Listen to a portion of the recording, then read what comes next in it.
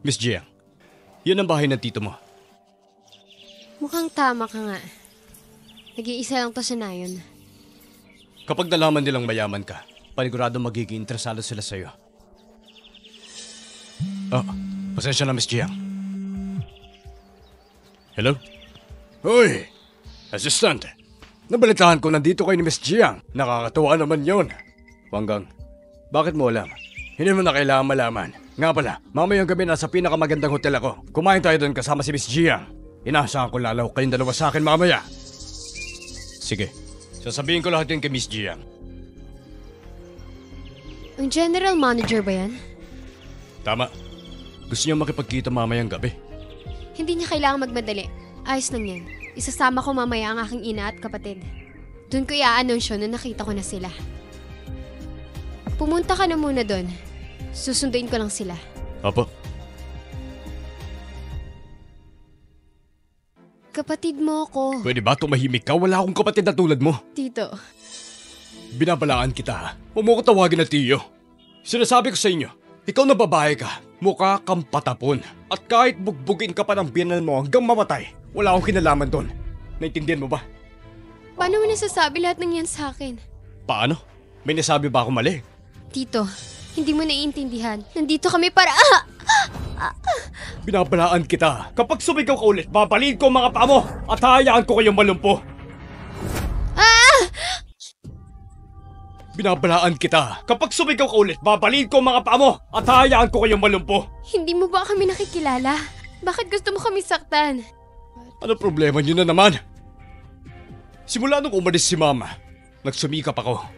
Ako ang namahala sa Lin family. Hindi madali yun. Nagsimula ang kumpanyang ito. Bumuti na ang buhay.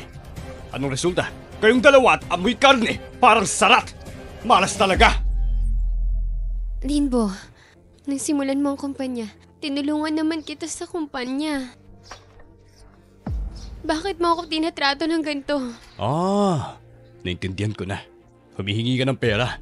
Hindi ba? Hindi ako nandito para sa pera. Gusto ko lang... Huwag ka na magpanggap pa! Gusto mo lang ng pera, sabihin mo lang! Pero sinasabi ko sa'yo, hindi kita bibigyan kahit isang sentimo. Naintindihan mo ba? Mga gwardiya! Palisin sila! Hindi. Wag. Parang awa mo na. Wag! Bitawan mo kami! Pag hindi sila sumunod, hampasingin sila! Subukan niyo gawin yan!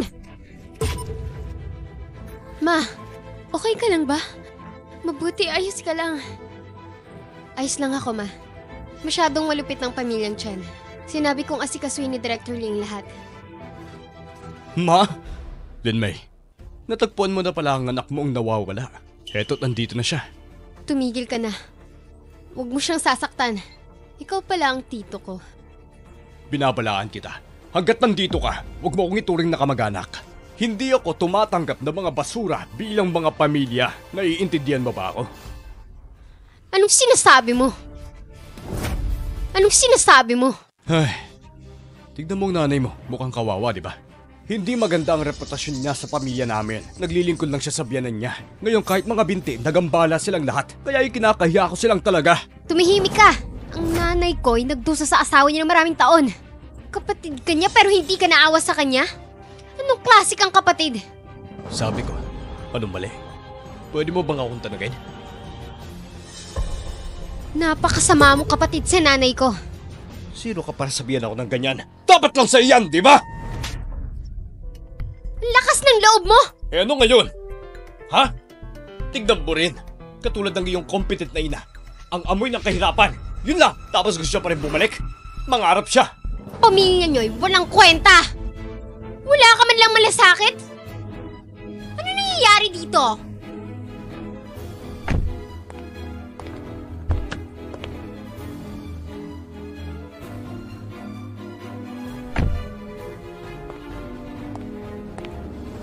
Tabi nga! Pa, may maganda kami balita sa'yo. O anong balita yan? Pinabati kita, Tito. Narinig ko ang President Jiang mamumuhunan sa kumpanya ng 1 bilyon. Magiging pinakamayaman na ang pamilya natin sa buong nayon. Totoo ba yan? Siyempre totoo. Ang aking kapatid mula sa Jiang's group, may posisyon siya doon. Ang sabi niya, walang peke. Okay. 1 bilyong puhunan. Pagpalahid ka ng Diyos. Tiyuhin, sino mga taong to? Ay, silang tatlo. Isang grupo na mahihirap na kamag-anak. Yun lang. Hay nako, mga nangihingi lang ata ng pera to mga to. Mga ulong kwenta. Ay, mga mahihirap na kamag-anak. Paano? Narinig ko na malapit lang pamilyang Lin, lumulutong sa langit. Pumunta ako dito dahil sa amoy. Ang babaho ninyong tatlo. Ha? Hindi totoo yan. Ikaw bang nakababatang kapatid ni Wanggang? Oo. Ako nga nakakabatang kapatid niya. Hindi mo kaya mag-exist. Meron bang taong hindi ko kayang pabagsakin? Anong gagawin mo, nagmamarunong ka? Ignoranteng walang alam. Ang pamilya ni Asyang ay kapatid ni manager. Malapit na ma-promote sa sahay ng Jiang Group. Project manager. Siya? Project manager? Hindi mababa ang pamantayan ng Jiang Group Ranch. At kahit ang kapatid mong si Wanggang ay di pasok dito. Walang kwet ng babae. Anong ibig mong sabihin? Ha? Anong ibig mong sabihin? Ha? Teka, Asyang! Huwag mo padapuin yung kamay mo sa maruruming taong to. Tama siya. Ang sama ng ugali ng pamilyang to. Kung tamaan mo sila, marurumihan ka lang sa kanila. Mabablackmail ka pa sa pera. Tama ka. Muntik na magkagulo. Kawawa naman kayo. Hindi talaga kami humihingi ng pera. Paano? Hindi humingi ng pera? Siguro gusto niya nang kumain dito ng libre. Okay, mangarap, ang kakapal man ng mukha niyong pumunta rito para makikain? Hindi na tama yan. Ang yayabang niyo naman. Nandito kami para humingi ng tulong kasi binubugbog ang nanay ko. Tsaka, hindi totoo humihingi kami ng pera. O kung ano man. Tapos magsasabi kayo ng ganito. Kalokohan. Hindi ba dapat ito ang kanyang gawin? Regalo ng babae. Hindi ba't yun ang gamit nito? Dapat lang na mangyari sa inyo yan.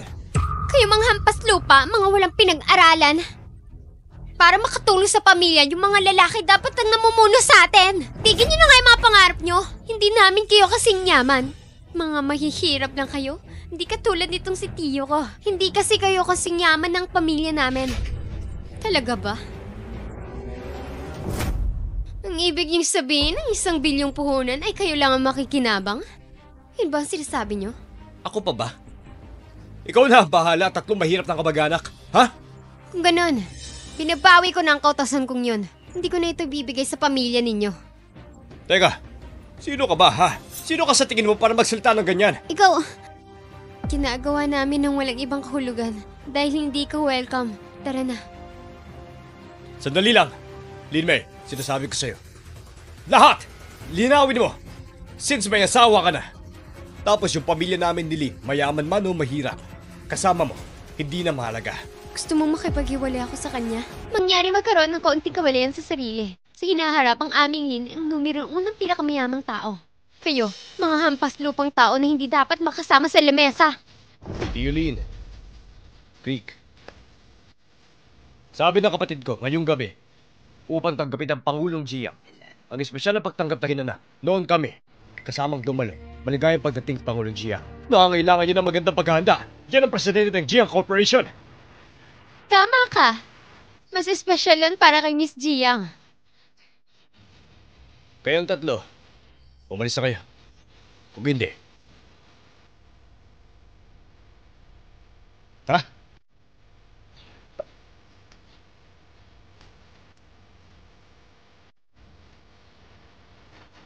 Tara na. Tara na. Umakyat ng hagdan ng pamilya Lin. Ayaw sa atin. Ma, huwag mong sabihin yan. Sino mga umakyat sa kanila, determinado pa rin.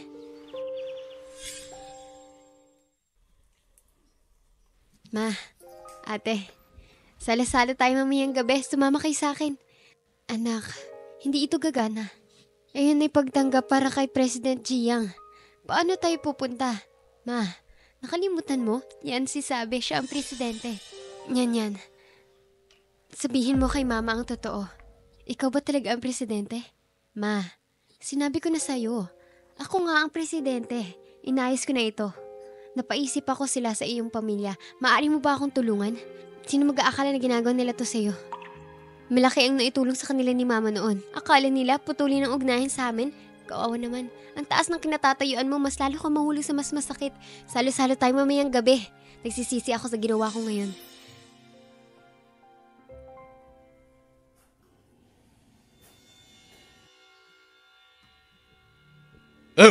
Assistant Singh! Nandito ka! Mangyaring maupo ka.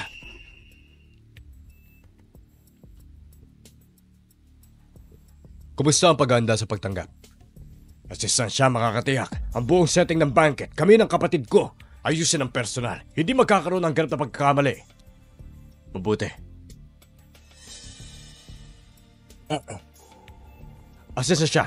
Ito ang nakakabata akong kapatid. Sila naman mga magulang ko. Tatay, nanay, Kaisha. Ito ay unang assistant ng Jiang Group. Ang panig ng Xingzong, ang pinakasikat na katulong. Assistant talagang talented siyang tao. Bata at may pag-asa. Oo. Assistant siya. Hello.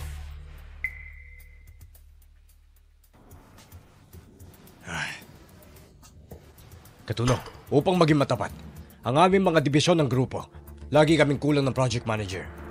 Tignan mo ang kapatid ko. Oo, hindi. Paglipat ng tauhan, hindi ko negosyo. Si Jiang ang mahusay dyan. Kung gusto mo siyang i-promote, pagkatapos ay hayaan mo siya sa pagiging ngayong gabi, gumanap ng maayos, hanggat tumango si Miss Jiang, ang bagay na ito ay gagawin. Oo, sigurado mahusay akong gaganap. Bakit wala pa rin si Miss Jiang? Ewan ko nga rin.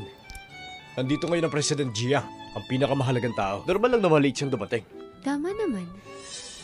Jiang Kailin, namuhunan ng napakaraming pera. Dapat tayong, samantalin ng pagkakataon, magsabi ka lang maraming magagandang bagay. Tama si Dad? Yuhin, Creek. Oh, Washa. Ang reception ngayon, nakakabilib talaga. Ang kilalang figure na ito, lahat ay imbitado.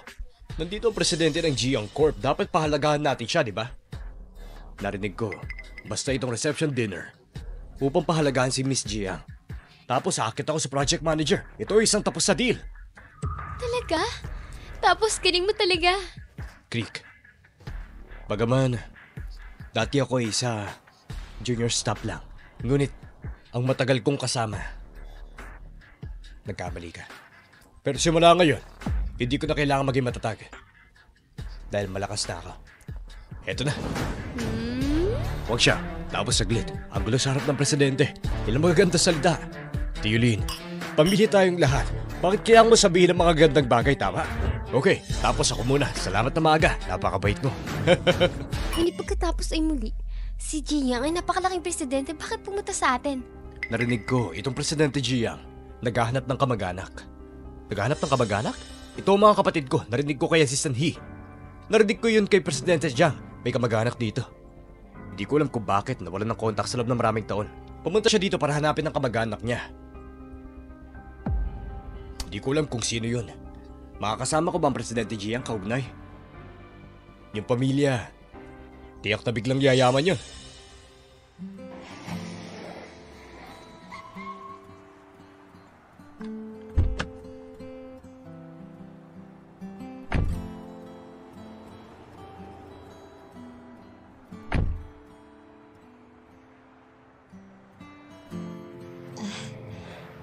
Yan. Babalik ako. May mga lumang damit. Tingnan mo ako ngayon, matanda at pangit. Pilay din ang paa ko. Paano ako magsusuot? Nama, ginawa ang damit na ito para sa iyo. At ang ganda ng suot mo. Oo, nanay. Ito rin ang intensyon ng kapatid ko. Isuot mo na lang. Na, ate, tara na.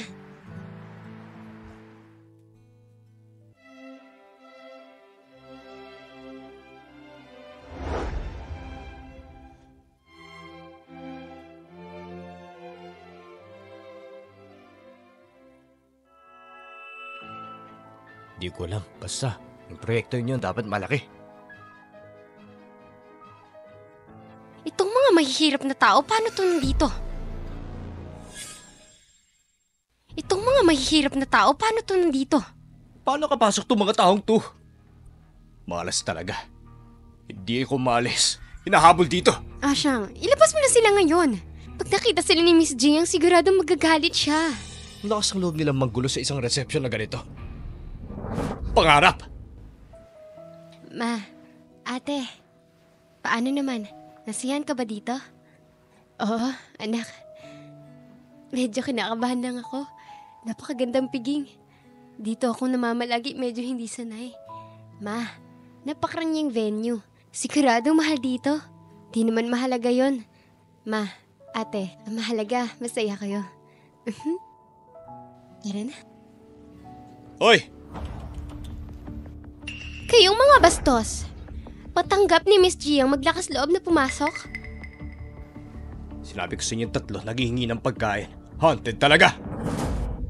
Kayong tatlo, paano kayo nakapasok? Ito ang pamilya namin ni Wang. Kay Pangulong Jiang, hapunan sa reception. Pwede ba kayo rito? Habang wala dito si Miss Jiang, kayong tatlo, dapat nang umalis dito! Habang wala pa dito si Miss Jiang, dapat kayong mapaalis dito! Kailan pa kayo nasunod dito? Tanong ka sa akin? Wala akong final say? Ha? Ikaw, sino ka ba para pumunta dito, ha? Inilapat mo ang iyong bibig, hayaan mo akong linisin ito. Paano? Ano ba sinabi kong mali, ha? Tingnan mo to. Kayong tatlo, isang hapon. Nakasuot kayo na parang... Wala, pang mahirap lang. Wala kayong masuot na magandang damit. Nasabi ko lang. Paano nila ito kayang isuot, mga mamahaling damit? Tama yan. Binili ito ng maruming pera. Tumihimik ka, ang damit na ito'y binigay ni Nyan. Paano mo nasasabi yan? Talaga? Pasensya na po. Kalakuhan talaga. Lumabas siya para ibenta ang mga to. Paano ito kakayanin? 3 pirasong high-end na damit? Ito ay dapat na ibenta nilang 3. Sinungaling ka. Gusto mong putulin kay dila mo? Hey! Sinungaling ka. Baliw ka! Napakapangas mo! Ito ang bahay ni Wang. Naglakas loob kasakta si Wang. Ayaw mo na bang mabuhay? Siya isang nakababat na kapatid ng branch manager. Gusto kong lumaban. Mabuti. Pinakita mo lang ang iyong verbal power. Hintayin ang pagdating sa kanyang kapatid na si Wang Gang. Huwag mo nang isipin pang pagtakas! Jody, sana maging maayos si Nyan. Ma, nakalimutan mo ang pinagkakalanlan ni Nyan. Siya ang presidente. Kaya huwag ka mag-alala. Anong dapat niyang katakutan? Lumuhod kayo ngayon! Humingi ng tawad kay Xiang! Kayong dalawa din! Ako? Bigyan mo siya ng basura. Lumuhod. Sinaktan mo ang aking asya! Magbabayad ka sa ginawa mo sa kanya! Mabuti na lang ang pamilya naming Lin. Putulin ka agad ng relasyon sa inyo. Kung hindi, sa tingin ko ay madumi. Tama ang ginawa ko. Bibigyan kita ng pagkakataon para lumuhod at magmakaawa. Luhod! Ano? Paano na? Nakasalubong kalabarin ako? Tapos di ka man lang magmakaawa? Ha? Paano? Ang lakas ng loob mong tamaan ako? Tapos hindi ka man lang hingi ng tawad? Ha? Sinaktan kita. Dahil kailangan kong lumaban. Alam mo ba?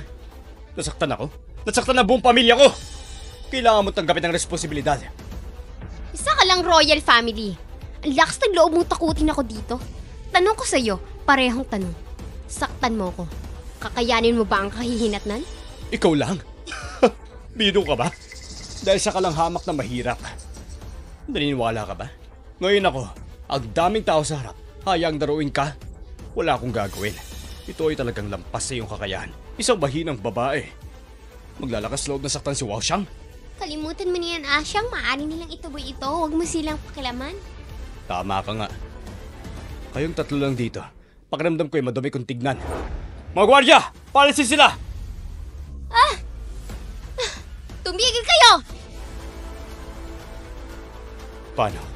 Magsimula! Sino ang naglakas ng loob na saktan siya? Sino siya? Ngunit, mababang matandang tanga. Nanganak lang ng konting tanga. Hindi tanga ang anak ko. Matalino siyang bata. Siya lang? Big shot. Lin Mei, nababaliw ka na yata. Ikaw na yata ang nababaliw. Sabihin mo ang totoo. Hapunan ngayon. Ito ay gaganamitin para sa akin. Organisado para sa'yo? Bago ka magsalita, isipin mo muna kung kaulipagado ka. Hindi ko sino ka. Ito ang pamilya naming Wang, presidente ng Jiang, hapunan sa reception. Ikaw ang presidente ng Jiang Corporation? Ako nga. pagpapanggap bilang CEO ay isang krimen! Ilang kayo? Bubugbugin mo siya para sa akin! Dumating na ang panauhin!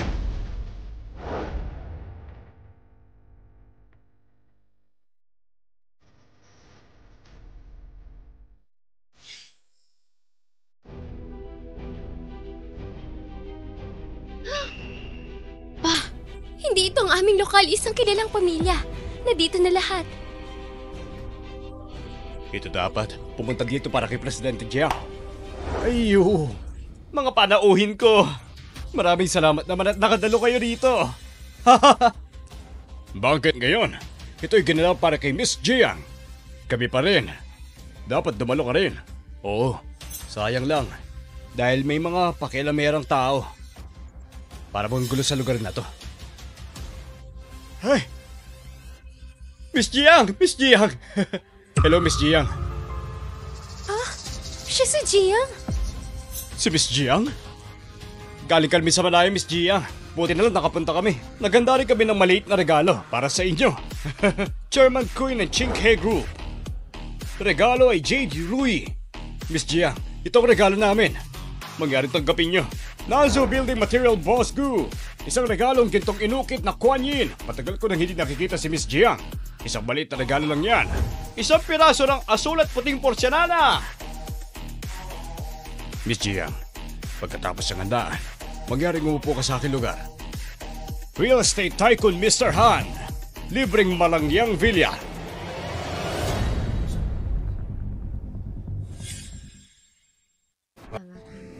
Miss Jiang, pagkatapos ng party, mangyaring sumama ka sa akin at maupo.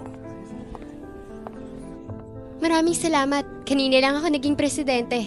Kailangan ko pa rin pagbigyan ng mga panauhin Masyado ko. ka magalang, Miss Jiang.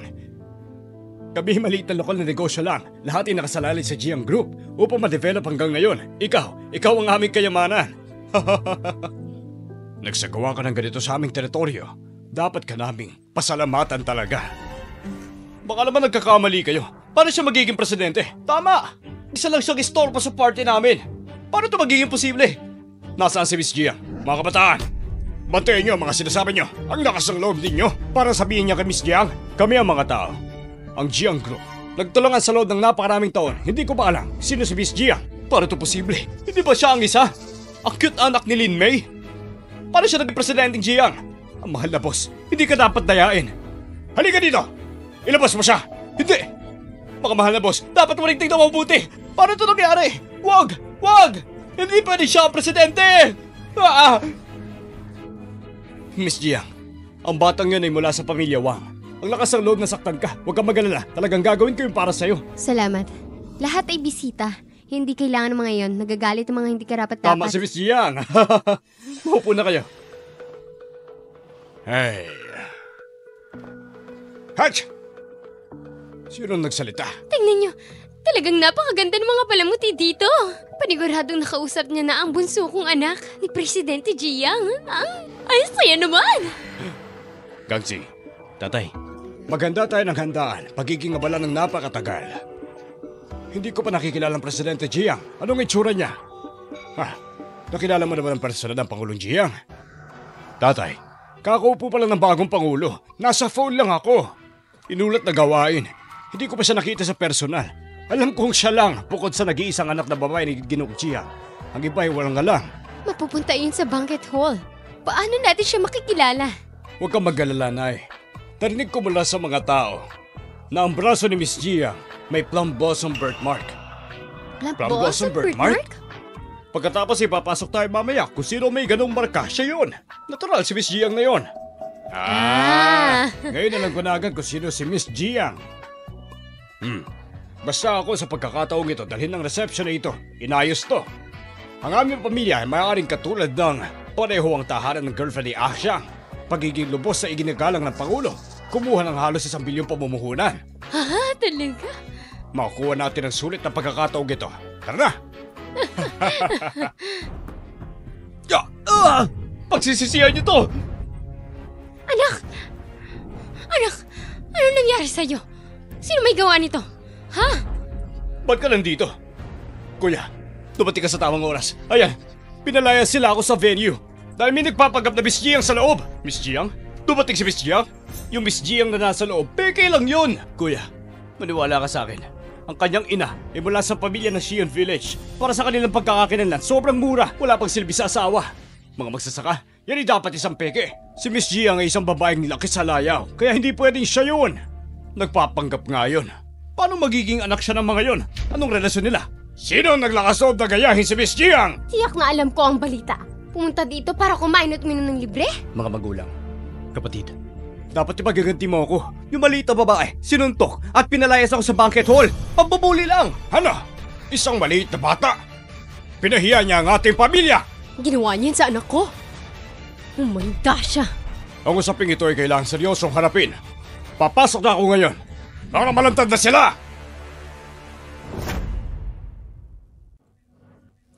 Miss Jiang, ang batang itong mula sa pamilyang Wang ay hindi mo panganib. Huwag kayong mag-alala. Tuturuan ko siya ng leksyon. Salamat.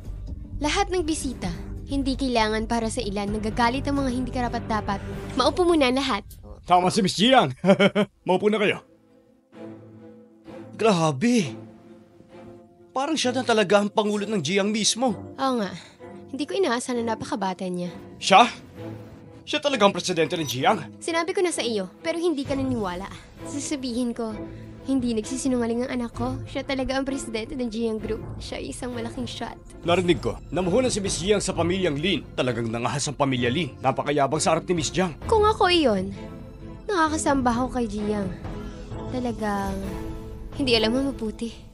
Pinag-uusapan ko tungkol sa Jiang Group. Bakit mo ibibigay sa pamilya Lin pabubuhunan ng 1 bilyon? Hindi ko inaasahan. Pamangkin ko si Boss Jiang. Pamangkin. Ngayon lang, isang hindi pagkakaunawahan ng lahat. Oo nga, pinsan. Hindi ko inaasahan na meron pa pala akong napakahusay na pinsan. Anong mangyari ngayon lang? Please stop care about it, okay? Sino ang pamangkin? Sino ang iyong pinsan? Hindi mo ito nakalimutan, ang aking ina, naputol na ang relasyon ko sa inyo. Ay, ano ba yan? Kakasabi ko lang naman eh. Huwag isa puso. Kamag-anak kami. Magkapatid kami ng nanay mo. Kahit nabali ang mga buto, konektado pa rin ang litin, hindi ba? Oo nga, pinsan. Nagkamali kami noon. Patawarin mo kami pakiusap. Tingnan mo ang mukha ng pamilyang ito. Nagkakadiri talaga. Pamangkin, huwag kang mag-alala tungkol sa nakaraan. Magkamag-anak tayo. Bagong alaala naman. Lahat tayo. Isusulat ito. Susulat ito? Sa tingin ko, posible ba ito? Hindi kayo welcome dito. Ano ba yan? Nagkamali ako. Pasensya na. Mari mo ba ako tulungang higayatin ng aking pamangkin? Bitawan mo ako. Hindi ba sinabi sa akin ng Lin na putol na ang relasyon? Hindi mo ako kapatid. Hindi mo ito magagawa! Porque yumaman ka na, hindi mo na siya kinikilala? Ikaw na pamilyang Lin, ang lakas ng loob mong gawin nito. Nagsabi ng ganito, mababa ang tingin mo sa amin. Itakwil kami. Ngayon, alam kong kapatid ko ang presidente. Sumugod lang ako para kunin siya. Dalawa talaga ang mukha niyo. Sino nang gugulo dito? Yun! Manager General Wang! Kumusta, General Wang? Ikaw si Miss Jiang. General Manager Wang, unang pagkikita. Ang tapang mo! Naglakas loob ka pa mapanggap bilang Miss Jiang. Mga nakakalito dito. Ha? Ibig mo sabihin? Siya ay isang peking presidente Jiang? Bagong hirang na pangulo. Yan ang ulo ng pamilyang Jiang. Nag-iisang anak na babae ni Jiang Xingxiao. At ikaw, ang pagkakalam ko, dapat ay pinanganak ka sa Xi'an Village. Parehong magsasaka magulang. Ano? Niloko mo na naman kami ng babaeng ito? Mga kabataan ngayon, napakawalang ya. Nagpanggap bilang si Miss Jiang. Sa kampeke, ang lakas ng loob mo hawakan si Asyang. Sino ka ba sa tingin mo, ha? Nagkakamali kayong lahat. Hindi Tumahimik ka! Yan. Ikaw isang batang tagabayan, anong pagpapanggap? Ay, yan ang sinasabi ko eh. Napakasaya ni Lin Mei. Paano posible ng mga anak? Anak ng Pangulo. Ikaw... Ma, buti na lang nandito si Mr. Wang. Hindi, kinuha kami ng babaeng ito. Maglakas loob na tumayo sa harap ko? Anong pinagsasabi nito? Hindi mo alam kaninong lugar ito. Ikaw lang. Ang lakas ng loob mong palabasin si Asang sa party. Nakita ko, dapat ka makick-out sa party. Gusto mo akong paalisin? Pag-isipan mo muna. Ang iyong pamilyang Wang, kaya mo bang tiisin ang kahinatnan? Sino ka ba sa tingin mo? How dare you talk us like that? Babaeng to, okay lang na magsinungaling. At sa dalawang mararuming bagay na to pumunta sa party. Hindi mo man lang alam kung pwede ka ba talaga dito. ko ang bida sa party na ito. Kung hindi ako sasama, hindi ba ito nakakaya para sa iyo? Magandang hangarin. Ngayon na, matigas pa rin magsalita. Wanggang, napakadakila mo. Bakit mo ako tinatawagan noon kapag nauulat ng trabaho? Hindi mo ka ngayon. Ikaw, anong kalokohan sinasabi mo? Maaari kang umupo dito. Posisyon ng General Manager ng Division. Nabigo ako sa tungkulin bilang Pangulo.